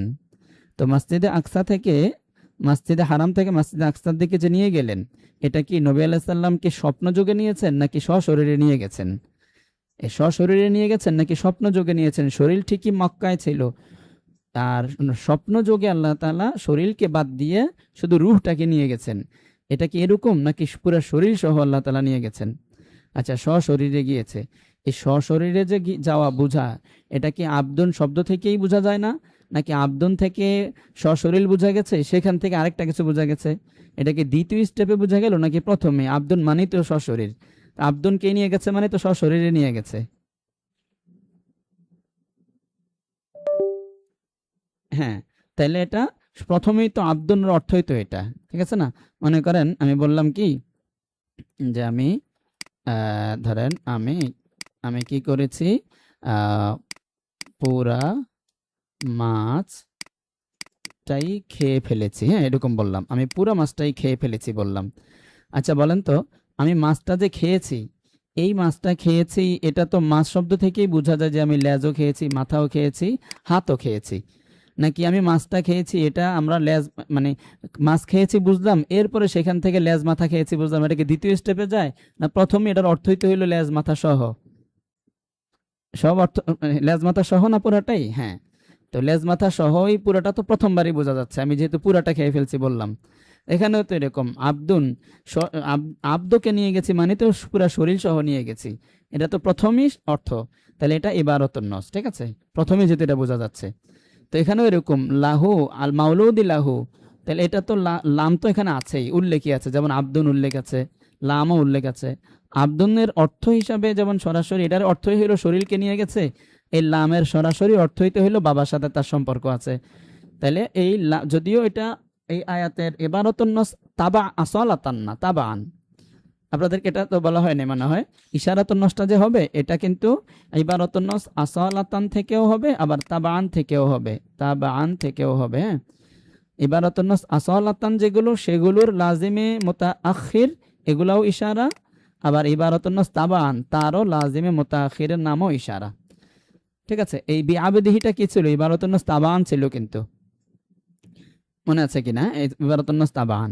তো এই তাবান এটা মানলে আমাদের যা মানা লাগবে, এখন ধরেন সশরীরে গিয়েছে, এটা মানলে আমাদের কি মানা লাজিম আসে? এবার লাজিম আসে হইল মক্কা নগরী সেই রাতে নবী শূন্য ছিল, মক্কা নগরী সেই রাতে রহমাতুল্লিল আলামিন শূন্য ছিল, ঠিক আছে, এবং তার চকি মোবারক খালি ছিল। এগুলো কিন্তু আমাদের বলতে হবে। এবং মানুষ আহ, মানুষ একজন মানুষ, সে কিন্তু আসমানে যেতে পারে, এটা বোঝা যাচ্ছে যেহেতু সশরীরে গিয়েছে।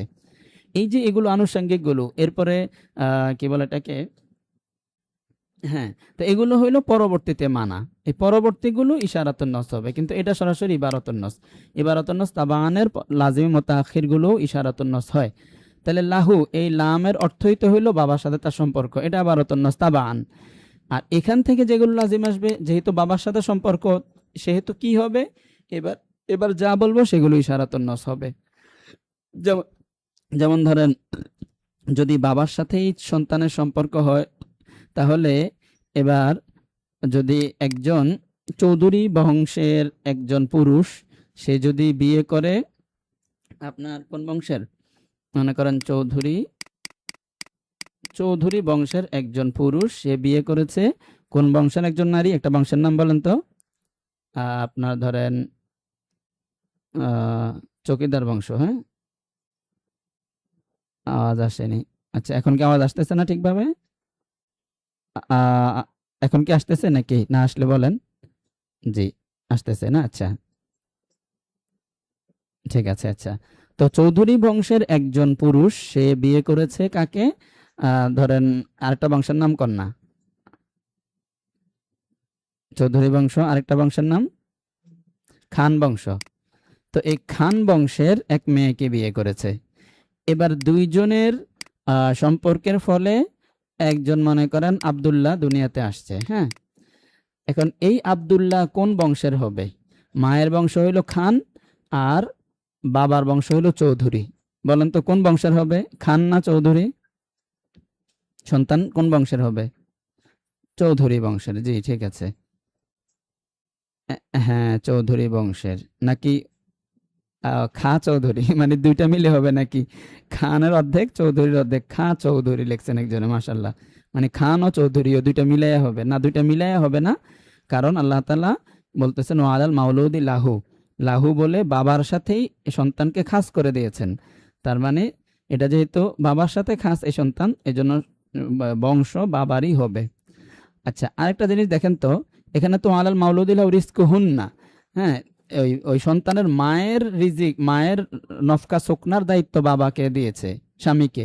কিন্তু সন্তানের দায়িত্ব কার? এটাকে দিয়েছে এখানে? এটা কিন্তু আয়াতে নাই।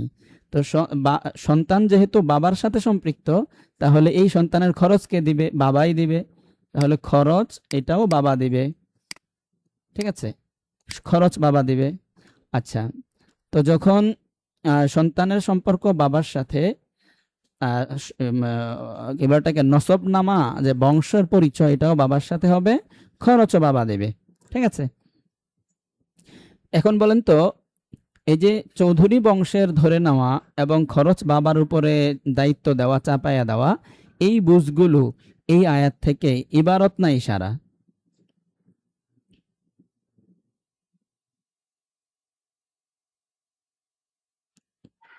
জি,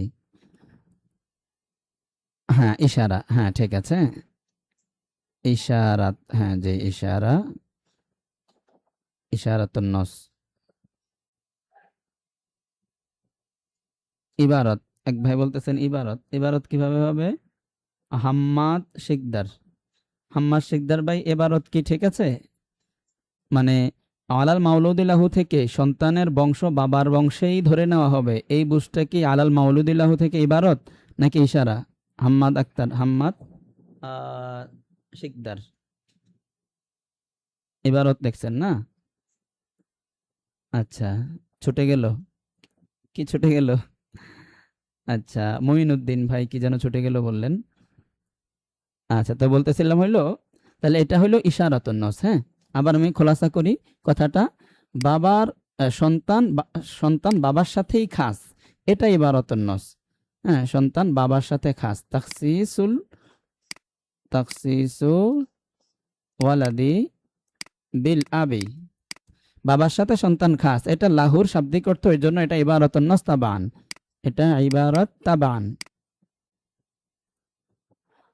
আর উনি বংশে, সন্তান বংশে বাবার বংশে ধরা হবে এবং সন্তানের দায় দায়িত্ব বাবার উপরে যাবে, বাবার উপরে যাবে। এগুলো হইল ইশারাতুন নস,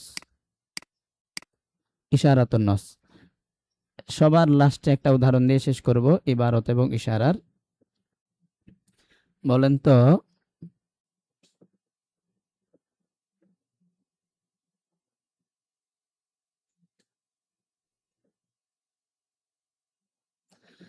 আপনার হচ্ছে, না, ইশারাতুন নস তাবান লাগবো না। ঠিক আছে ভাই, সুন্দর একটা বিষয় বলছেন। যেহেতু এটা ইবারতুন নস তাবানের, ইবারতুন নস তাবানের থেকে আমাদের এগুলো লাজিমি আসছে, এই যে চৌধুরী বংশের হওয়া, তারপরে বাবার উপরে দায়িত্বে যাওয়া, এগুলো তো আমাদের ইবারতুন নস তাবান থেকে লাজিমান আসছে। এই জন্য এটার নাম ইশারাতুন নস তাবান হবে। সাধারণত ইশারাতুন নস তাবান এটা আর বলে না, হ্যাঁ? ইবারতুন নস আসলাতান হোক আর তাবান হোক, মানে আসলাতান থেকেও বুঝে আসলেও এটা ইশারাতুন নস, তাবান থেকে লাজিমান বুঝে আসলেও ইশারাতুন নস। তো এই ইশারাতুন নসের মধ্যে আর তাবান আর আসলাতানের নামটা সাধারণত দেওয়া হয় না, হ্যাঁ? দেওয়া হয় না। দিলে একটু স্পষ্ট হইতো যে এটা তাবান থেকে ইশারা হয়েছে, এই জন্য এটার নাম ইশারাতুন নস তাবান। আর ইবারাতুন নাস আসওয়ালাতান থেকে যেটা লাজিমান আসবে সেটার নাম ইশারাতুন নাস আসওয়ালাতান। এরকম দিলে দেওয়া যেত, বাকি এটা দেয় না, উসুলিয়িনদের নাম এভাবে নামকরণ করেন না আসলে। লাজিমি তো লাজিমি, তারা ওই আসওয়ালাতান থেকে লাজিম হইলো না এই তাবান থেকে লাজিম হইলো, এটা বড় বিষয় না, লাজিম হইলো কিনা, লাজিম হওয়াটা স্পষ্ট হইলো কিনা, এই হিসাবে ইশারা নাম হয়ে যায়। ঠিক আছে। ইবারত তাবান নাকি আসালাতান হবে? এখানে লাহু থেকে ইবারত তাবান হবে। লাহু মানে বাবার সাথে সন্তান খাস, সন্তানের সাথে বাবা খাস বা বাবা সন্তানের সাথে খাস, এটা তাবান। কারণ এই আয়াতে কিন্তু সন্তান কি বাবার সাথে খাস না মায়ের সাথে খাস, এই উদ্দেশ্যে এই আয়াত নাজিল হয় নাই। এই জন্য নাজিল হয় নাই, নাজিল হয়েছে ওই ওই যে মানে স্ত্রীর দায়িত্ব, মায়ের দায়িত্ব, মায়ের ভরণ পোষণ কার উপরে, এটা কি স্বামী দিবে নাকি সন্তান দিবে নাকি স্ত্রীর বাপ মায় দিবে, এটা ক্লিয়ার করা এই আয়াতের উদ্দেশ্য। হ্যাঁ, সন্তানের মায়ের দায় দায়িত্ব বা স্ত্রীর দায় দায়িত্ব কার উপর, এটা উদ্দেশ্য। বাকি শব্দ থেকে পাশাপাশি সন্তান যে বাবার সাথে খাস, এটাও লাহু থেকে বুঝে আসছে, এই জন্য এটা আসালাতান না তাবাআনি হবে। আরেকটা উদাহরণ দিয়ে এরপরে শেষ, আপনাদেরকে কথা বলতে দিব, তারপর ক্লাস শেষ করব।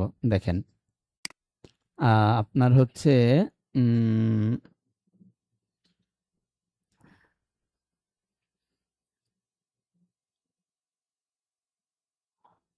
আচ্ছা, আম্মা সাফিনাতু ফাকানাত লিমাসাকিনা ইয়ামালুনা ফিল বাহরি ফাআরাদতু আন আইবাহা। দেখেন, ফাআরাদতু আন আইবাহা, আইবাহা ওয়া কানা ওয়ারাআহুম মালিকুন ইয়াখুযু কুল্লা সাফিনাতিন গসবা।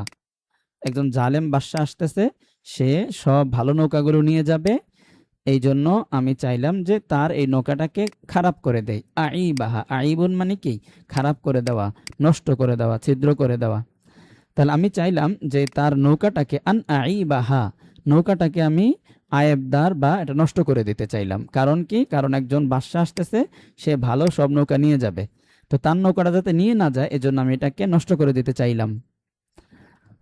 আচ্ছা, এখন বলেন তো, নষ্ট করে দিতে চাইলাম এটা বললাম, এখন নষ্ট করে দিতে চাইলাম, এখান থেকে আমরা বুঝলাম যে খাজির আলাইসাল্লাম আসার আগে এই নৌকাটা ভালো ছিল, এই নৌকাটি ভালো ছিল। তো এই নৌকাটি ভালো ছিল এটা যে বোঝা গেল, এটা কোত্থেকে বুঝলাম, আন আইবাহা, আয়েবদার করে দিতে চাই, নষ্ট করে দিতে চাই, নষ্ট করে দিতে চাই দ্বারা বোঝা যাচ্ছে যেটা আগে ভালো ছিল। এখন বলেন তো, নষ্ট করে দিতে চাই এই বুঝটা ইবারত নাকি ইশারা, আগে এটা বলেন। নষ্ট করে দিতে চাচ্ছি, এটা কি ইবারত না ইশারা?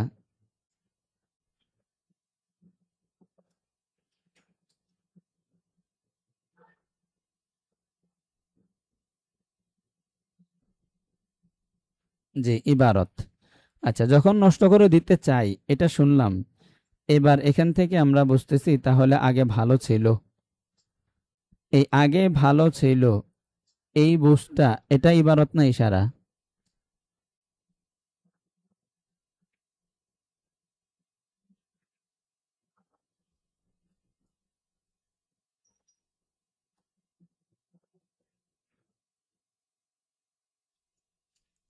আচ্ছা, ইশারা। এবার একটু বলেন তো যে আন আইবাহা, ভালো যে ছিল এটা বুঝছি আমরা কখন? আন আইবাহা এই আয়াত শোনার পরে নাকি আগেই বুঝে ফেলছি? এই আয়াত যদি নাও আসতো তাও কি বুঝে ফেলতাম, নাকি এটা শোনার পরে বুঝছি? আগে না পরে? হ্যাঁ, পরে। পরে, শোনার পরে। পরে, বাদা। হ্যাঁ, ঠিক আছে, পরে। পরে। আচ্ছা, তাহলে ইশারাতুন নস মানে আমরা বুঝতে পারলাম, ইশারাতুন নস মানে হইল এই যেই আয়াত, এটা আমরা বুঝার পরে, শোনার পরে, বুঝার পরে, এটার পরে আমরা যা কিছু বুঝবো সবই ইশারাতুন নস। আচ্ছা, বলেন তো, আমরা তো নৌকাটি ভালো ছিল এটা যে বুঝলাম এই আয়াত শোনার পরে বুঝছি, তবে কি বুঝছি নৌকাটি ভালো ছিল মানে, এই যে ভালো ছিল এটা কি আগেই ভালো ছিল, মানে এই কথা বলার পরে আমরা বুঝতেছি, তবে কি বুঝতেছি, এখনো ভালো আছে নাকি আগে ভালো ছিল এটা বুঝছি। বলেন তো, আগে ভালো ছিল এটা বুঝছি নাকি এখনো ভালো আছে এটা বুঝতেছি? হ্যাঁ, এটা একটু বলেন। আগে ভালো ছিল। জি, আগে ভালো ছিল।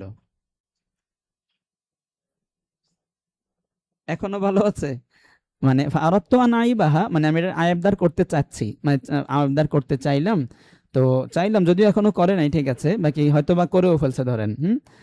তো যাই হোক, মানে এখনো ভালো থাকতে পারে, কিন্তু আমরা বুঝতেছি উনি এটা বলতেছেন যেহেতু, তার মানে বোঝা গেল আগে এটা ভালো ছিল, হয়তো ইতিমধ্যে এটাকে নষ্ট করে ফেলা হবে। ঠিক আছে, ইমিডিয়েটলি নষ্ট করে ফেলা হবে। আগে ভালো ছিল। আচ্ছা, এখন আমি বলতে চাচ্ছি যে আগে ভালো ছিল, আমরা যেটা বুঝছি, এই বুঝের অস্তিত্বটা যদিও আগের দিকে চলে গেছে, কিন্তু বুঝছি তো আমরা এই আয়াত শোনার পরে। ঠিক আছে, আমরা বুঝছি তো এই আয়াত শোনার পরে, কিন্তু এমন একটা জিনিস বুঝছি যেটার অস্তিত্ব এই কথা শোনার আগে। ঠিক আছে। আচ্ছা, তো তাহলে ইশারাতুন নাস মানে এরকম কখনো দেখবেন যে আমরা যেটা শুনছি এটার পরে তার অস্তিত্ব হচ্ছে, যেমন এর আগের আয়াতগুলো, যে তৃতীয় হায়েজে বিয়ে করছে, তৃতীয় হায়েজে বিয়ে করলে বিয়েটা আহনাফের মতো শুদ্ধ হয় নাই। বিয়ে যখন শুদ্ধ হয় নাই, তাহলে অতীটাও শুদ্ধ হবে না। আর এই অতীত থেকে সন্তান হলে সন্তানটাও হারাম হয়ে যাবে, হালাল হবে না। এগুলো কিন্তু ওই যে এর পরে, সব পরে আসতেছে। আর এটা থেকে যা বুঝতেছি আমরা, এটার উজুদ, এটা কিন্তু উপরের দিকে, আগের দিকে যাইতেছে। তাহলে আগে ভালো ছিল, তার আগে ভালো ছিল, আগের দিকে যাচ্ছে। তাহলে আগে হোক আর পরে হোক, শুধু আমরা আয়াতটা শোনার পরে বুঝলাম নাকি আগে বুঝলাম, এটা এটা দিয়ে ইশারা হয়ে যাবে। আমরা দেখতেছি আমরা এই আয়াতটা নাজিল হয়েছে, এই আয়াতটা আমরা বুঝতে পারছি, শুনছি, বুঝছি, তারপরে আমরা বুঝছি যে নৌকাটা এতদিন ভালো ছিল। যেহেতু এই আয়াত বোঝার পরে, এই জন্য ইশারাতুন নাস হবে। ঠিক আছে। আচ্ছা, বাস এবার আপনারা বলেন। আজকে এই পর্যন্তই ক্লাস, আপনাদের থেকে শুনি কারো কোনো অস্পষ্টতা থাকলে। জি, হ্যান্ড রাইজ করেন, তারপরে একজন একজন করে দিতেছি।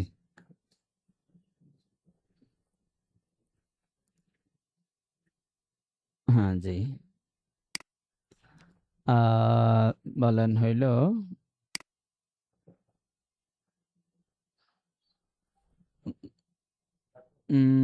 মাহাদি আহ,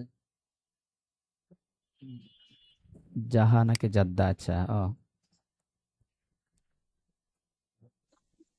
আপনার নাম কি মাহাদি জাহা? আসসালাম। এর নামটা কি, এটা জাহা নাকি? মাহদি জাদা। এটা তো ZAHAH দেখা যায়। আচ্ছা, যাই হোক। হ্যাঁ, জি বলেন। ভালো আছেন? হ্যাঁ, আলহামদুলিল্লাহ, আপনি কেমন আছেন? জি আলহামদুলিল্লাহ ভালো আছি। ওদের একটা প্রশ্ন ছিল যে আমার, জি, আহ, যে আয়াতে ইবারাতুন নাস আসলাতুন হবে, তো ওই আয়াতে কি ইবারাতুন নাস তাবানও কি পাওয়া যাবে কিনা, হ্যাঁ, মানে হ্যাঁ, সব হ্যাঁ, সময়? হ্যাঁ, হ্যাঁ, হ্যাঁ। আসলাতানের পাশাপাশি তাবান তো পাওয়া যাবে সবসময়, কারণ হইল, ধরেন আসলাতানটা হইল মোতাকাল্লিমের উদ্দেশ্য। তো উনি উদ্দেশ্য বলতে গেলে তার এক শব্দ বলতে পারবেন না, পুরো একটা কথাকে বলতে হবে, তাইলে উদ্দেশ্যটাকে ব্যক্ত করা যায়। তো পুরো কথা বলতে গেলে ওর ভিতরে যতগুলো শব্দ থাকবে, ওই প্রত্যেক শব্দেরই তো কিছু না কিছু শাব্দিক অর্থ থাকে বা প্রাসঙ্গিক কিছু অর্থ বোঝা যেতে পারে। এজন্য তাবানগুলো সবসময় থাকে। হ্যাঁ, আসলাতানের পাশাপাশি তাবানও থাকে। এবং ইশারা হতে হওয়ার সময় তখন আসলাতান থেকেও ইশারা হবে, আবার প্রত্যেকটা শব্দে তাবান থেকেও আবার হবে, আরো ইশারা হবে। হ্যাঁ, দোনো ধারাই ইশারা বের হবে। জি, জি জি, জাজাকাল্লাহ। শুক্রিয়া, জি, আসসালামু জি, আলাইকুম। ওয়ালাইকুম আসসালাম, জাজাকাল্লাহ। আর আপনার ইয়েটা নামটা ইংরেজিতে ZAHAH দেখা যাচ্ছে। হ্যাঁ, ও জুমের আচ্ছা। মধ্যে আর কি। হ্যাঁ, আচ্ছা, তারপরে হচ্ছেন মোস্তফা সারওয়ার সাহেব। জি,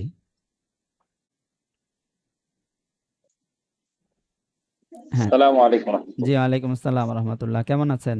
জি ওস্তাদ জি, ভালো আছেন? জি হ্যাঁ, হ্যাঁ, আলহামদুলিল্লাহ আলা কুল্লি হাল। আলহামদুলিল্লাহ। জি, আলহামদুলিল্লাহ। জি, আমার সংক্ষিপ্ত প্রশ্ন হলো, জি, ওই আগে যেমন ওয়ালাল মাউলুদ, এখানে মাউলুদুন শব্দ ব্যবহার না হয়, যদি সরাসরি আব হইতো, জি, এখানে তো স্পষ্ট হয়ে যেত। জি, জি, জি, এটা স্পষ্ট হতো। এবং তখন সন্তানের সম্পর্ক যে বাবার সাথেই, এবং তার নসব বাবার সাথে হবে, দায়িত্ব বাবার, এগুলো আর বোঝা যেত না। ঠিক আছে না?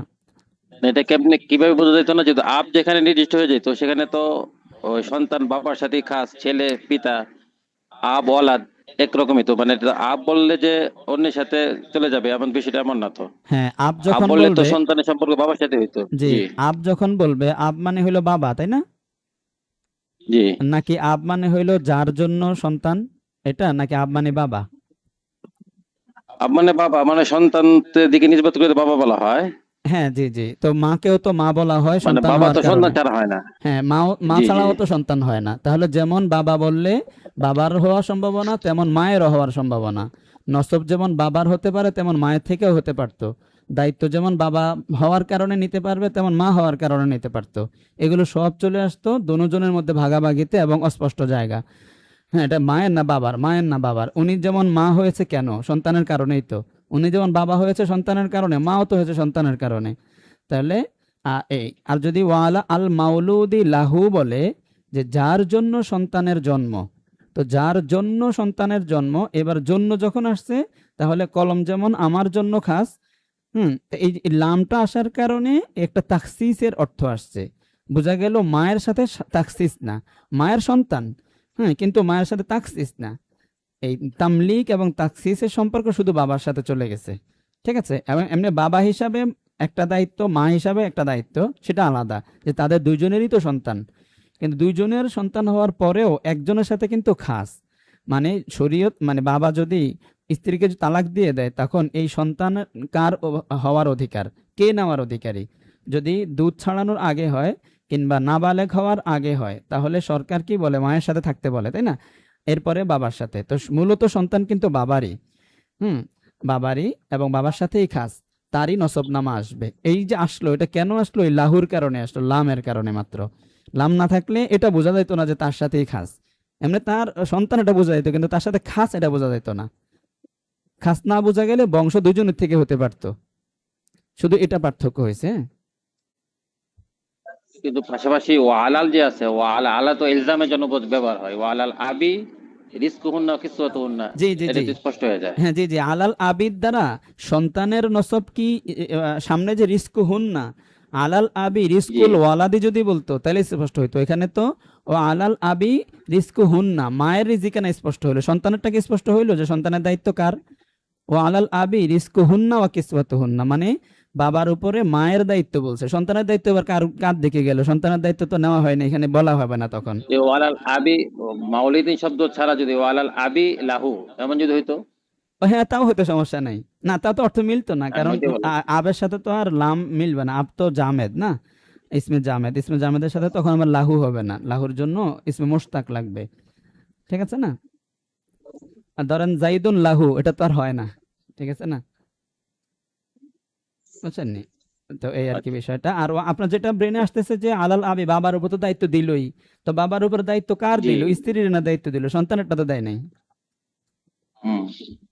ঠিক আছে, আচ্ছা, ঠিক আছে, জাযাকাল্লাহ, অনেক চমৎকার আর বিষয় উল্লেখ দ্বিতীয় করছেন। বিষয়, জি জি দ্বিতীয়টা হলো জি। ও ফারাত্তুন আইবাহা, এটা আসলাতান ইবারাতুন নাস নাকি তাবআন? আবার একটু বলেন তো কোনটা মানে যেন? আইব, ফারাত্তুন আইবাহা, আইবাহা এটা ইবারাতুন নাস তাবআন না আসলাতান? আইবাহা ইবারাতুন্নাস আসলাতান তাবান কোনোটাই না, বরং সেখান থেকে যা বোঝা যাচ্ছে সেই বুঝটার নাম আসলাতানা তাবান হবে। তো এখন এখান থেকে তো দুইটা আমরা বোঝা তো যাচ্ছে। শিখে আসছি। জি যে দুইটা জি। বোঝা যাচ্ছে, একটা বোঝা যাচ্ছে হইলো আমি আয়াবদার করে দিচ্ছি ইমিডিয়েটলি, আরেকটা বোঝা যাচ্ছে হইলো তাহলে আগে ভালো ছিল। এই দুইটা বুঝের মধ্যে একটা বুঝ ইবারাতুন্নাস তাবান, আরেকটা হলো ইশারা। তাহলে শুধু আয়াতের নাম ইবারত, আসলাতানো না, তাবানো না, ইশারাও না। হ্যাঁ, এই আয়াত থেকে যা বোঝা যাবে সেই বুঝের নাম ইবারত, ইশারা, ইক্তেজা, এগুলো হবে। তাহলে এটা কি হলো না তাহলে যে মানে ইবারাতুন, ইবারাতুন নাস ছাড়াও ইশারাতুন নাস হইতে পারে? না, বলতেছি এই আয়াত থেকে তো দুইটা বুঝ তৈরি হলো। দুইটা বুঝ আমাকে শোনান তো, কি কি দুইটা বুঝ এখান থেকে বোঝা গেল? আমি প্রথম ইবারাতুন নাস, ইবারাতুন নাস এটা কি তাবান হইলো না আসালাতান হইলো, এটা প্রথমে বুঝতে চাচ্ছি আর কি। আচ্ছা, আমি আমরা যখন ইবারাতুন নাস পাবো, আসালাতান বা তাবান, তখন এরপরে আমরা চিন্তা করবো ইশারাতুন নাস জি এখানে জি হইলো কিনা। জি জি এটা আর কি বুঝতে পারবো। জি জি, তো আমি বলতেছি হইলো এই আয়াতটা ইবারাতুন্নাস তাবান, কোন অর্থের উপরে ইবারাতুন্নাস তাবান? সেটা হইলো ইতিমধ্যে নৌকাটাকে নষ্ট করে দিতে চাই আমি, এটা হইলো ইবারাতুন্নাস তাবান, এই অর্থটা ইবারাতুন্নাস তাবান। আর আগে ভালো ছিল। আসালাতান, না না, আসালাতানটা কি এখানে ইবারাতুন? ও আচ্ছা আচ্ছা, এখানে আসলাতানটা কি? ও জি জি ও ও আচ্ছা, এটা বলতেছেন না? দাঁড়ান বলতেছি। উম, আচ্ছা, আম্মা সাফিনাতু ফাকানাত লিমাসাকিনা ইয়ামালুনা ফিল বাহরি ফাআরাদতু আন আইবাহা ওয়া কানা ওয়ারাআহুম মালিকুন। ও আচ্ছা, ঠিক আছে, আমি এটা ভুল বলছি। হ্যাঁ, এটাই আসলাতান, তাবাআন না। হ্যাঁ, ফাআরাদতু আন আইবাহা, এটা এই ওনার উদ্দেশ্য তো এইটাই যে আমি এটাকে আয়েবদার করে দিতে চাই। এটা ইবারাতুন নাস আসলাতানি, তাবাআন না। এটাই উদ্দেশ্য, এটাই উনি বুঝাতে চেয়েছেন, এটাই মুতাকাল্লিমের উদ্দেশ্য। হ্যাঁ, মাশাআল্লাহ, খুব ভালো একটা বিষয় বলছেন। এটা আসলাতানি, এই আসলাতান থেকে এরপরে যেটা বুঝে আসছে সেটা ইশারাতুন নাস। ঠিক আছে, জাযাকাল্লাহ। ওইয়াক জি, ঠিক আছে। জাযাকাল্লাহ। আচ্ছা, তারপরে হইল আহ হাফেজ কারি হাফিজুর রহমান সাহেব। জি,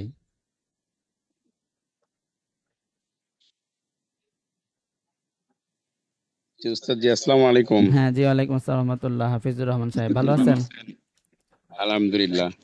হ্যাঁ, উস্তাদ জি, আমার প্রশ্ন ছিল এই যে অবৈধ সম্পর্কের ফলে যে জারজ সন্তান জি, জন্ম নেবে, তো জারজ হিসেবে থাকবে, তো জারজদেরকে তো আমরা সমাজে খুব মানে ধিক্কৃত, তারা জি, অনেকে গালিগালাজ করে জি। জারজ বলে। এদের জন্য আল্লাহ রাব্বুল আলামিনের স্পেশাল কোনো দয়া বা স্পেশাল কোনো ও আচ্ছা, আচ্ছা, করুণা আছে কিনা? আচ্ছা। সাধারণত তো বাইতুল মাল থেকে তাদের খরচ বহন করার নির্দেশনা আছে।